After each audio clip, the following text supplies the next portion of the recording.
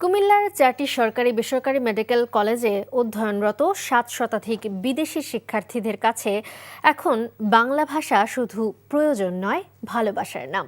এ ভাষাতেই তারা শিখছে চিকিৎসা বিজ্ঞানের জটিল সূক্ষ্ম নানা কৌশল। কুমিল্লা প্রতিনিধি মাহফুজ নান্টুর পাঠানো রিপোর্টে বিস্তারিত।